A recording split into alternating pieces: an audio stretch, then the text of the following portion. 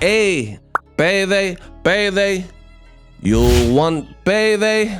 I know that. The walls are closing in on Canelo Alvarez. The IBF ordered him to face his mandatory William Skull of Cuba. Canelo has refused to face his mandatory.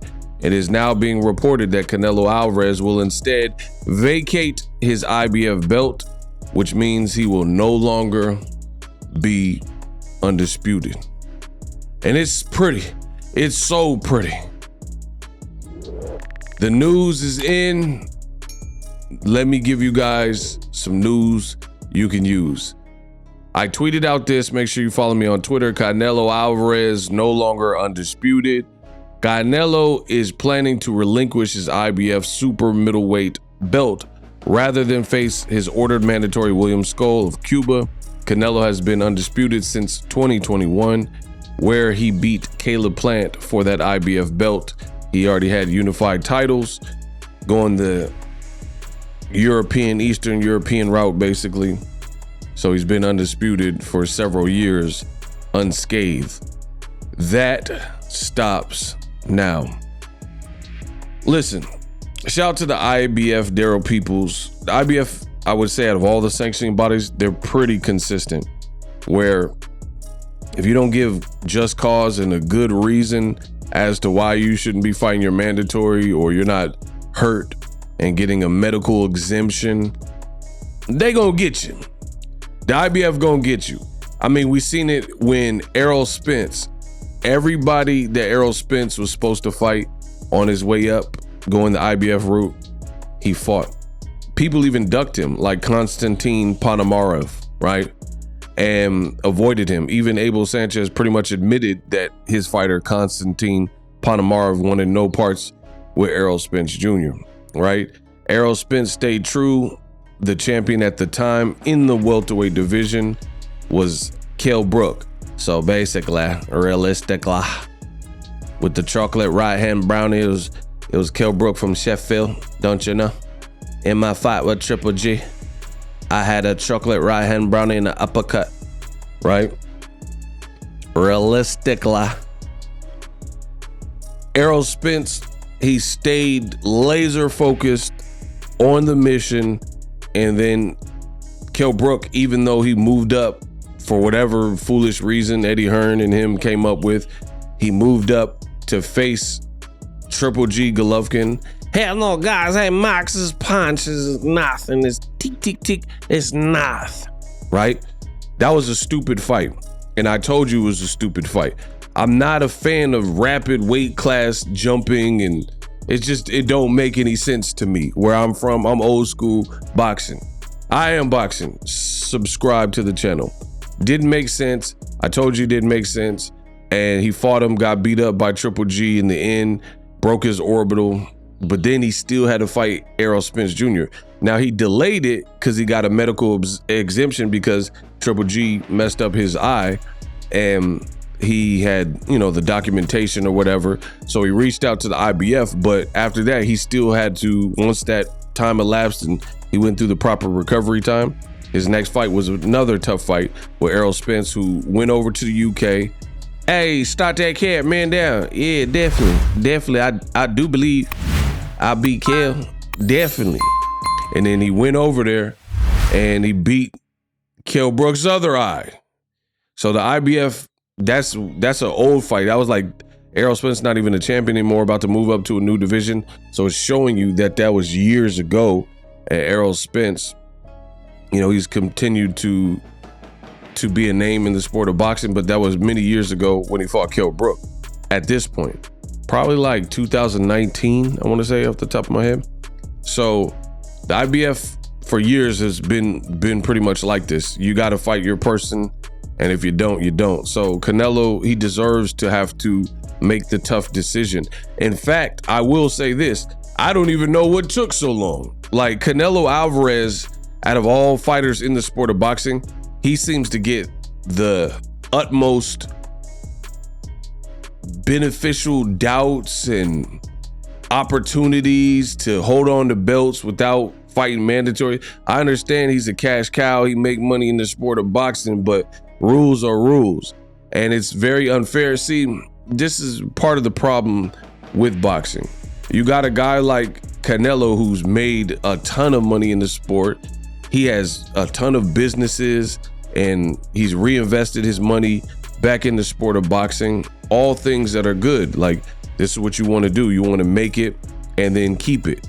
So I'm not mad at Canelo making smart business decisions and investments, but boxing rewards the cash cow and the guy who's pretty much already set, whereas there's other people looking up like William Skull, who nobody knows, and he's owed this opportunity to face Canelo, and he likely will never fight Canelo. I mean, it's pretty, you never say never, but he's not fighting him, because if Canelo really wanted to fight him, this would be the golden opportunity to fight against Canelo Alvarez, and Canelo's getting rid of his belt. So like I said, the walls are closing in on Canelo Alvarez, because I haven't got this confirmed, but we're hearing industry rumors will say that Canelo doesn't want to fight Terrence Crawford,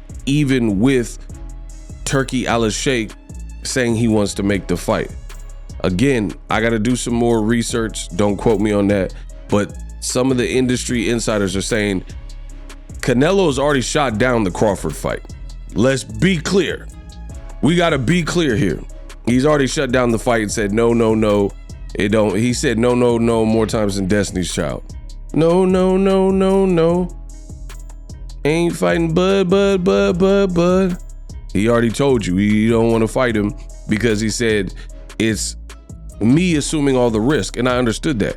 But despite that, Turki Al-Sheikh said he still wants to make the fight, and Saudi's been putting out a lot of money for these fights, blah, blah, blah. So they're hoping to coax or lure him in. Me, I don't like to do that. I don't really care about Crawford versus Canelo, to be fair, because I just like I said with Kell Brook, I don't like all this moving up and weight and stuff like that. It's just, that's not the generation and the era I come from. It's not a video game.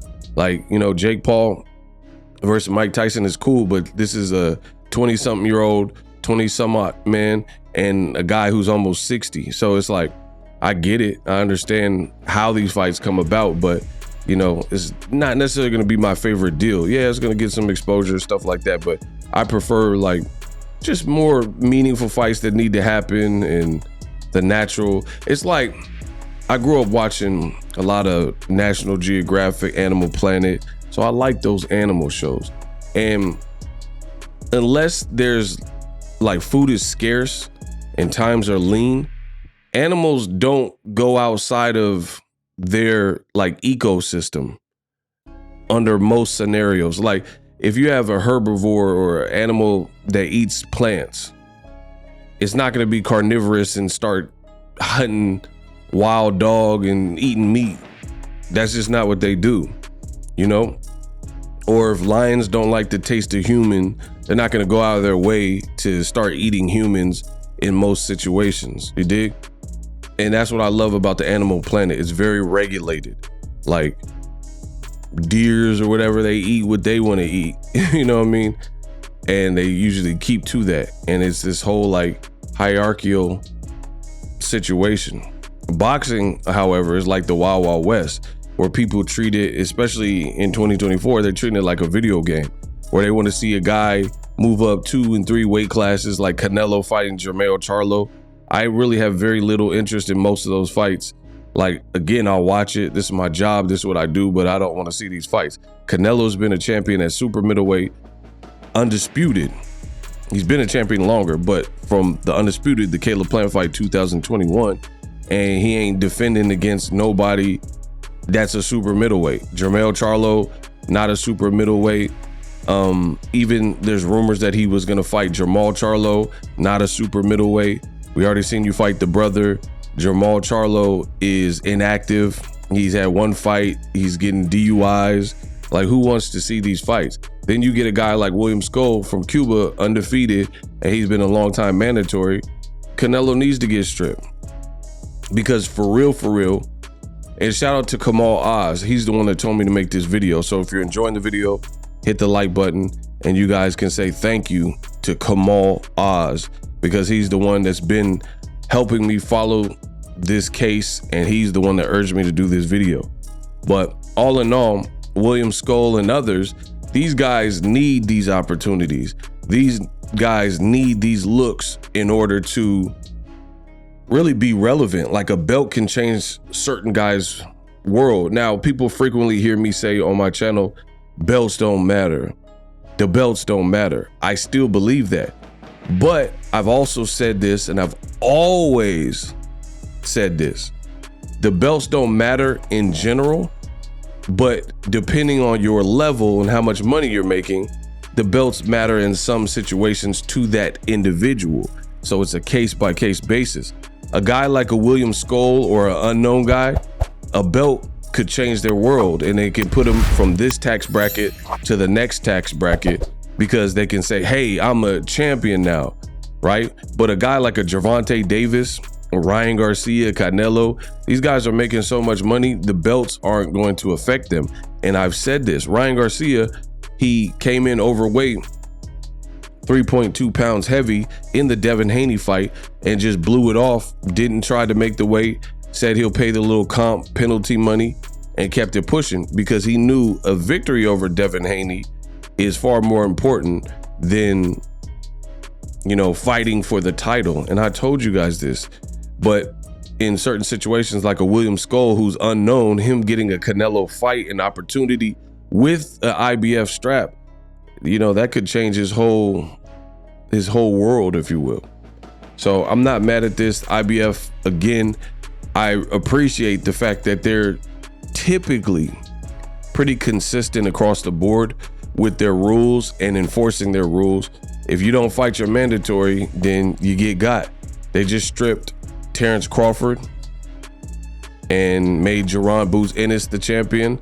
Now they're doing it with Canelo. I mean, how can I truly be angry with that if you're doing it consistently? The thing is, there's a lot of sanctioning bodies and belts that they're not really consistent with their rules. Like the WBC, they'll come up with new rules and new programs all of a sudden, like the franchise champion. Canelo was supposed to fight Jermall Charlo, and instead of doing what the IBF is doing, like Canelo's a big name, William Skull's not a big name, IBF doesn't care. This guy's ranked, this guy's a star, superstar, y'all still need to fight. WBC, what they did at the time was Canelo's the A side, Jermall Charlo's a known name, people wanted to see the fight. They said, hey, we got the franchise champion, we're not gonna bother Canelo Alvarez with, he's not gonna be bogged down by obligations, by having to fight a mandatory. But they wouldn't do that to anybody else, like a lesser known or smaller person. But because it's Canelo, he gets all this special treatment, and he's able to hold the belts hostage, in my opinion, and it's supposed to just be all good. And that's not right, that's not fair.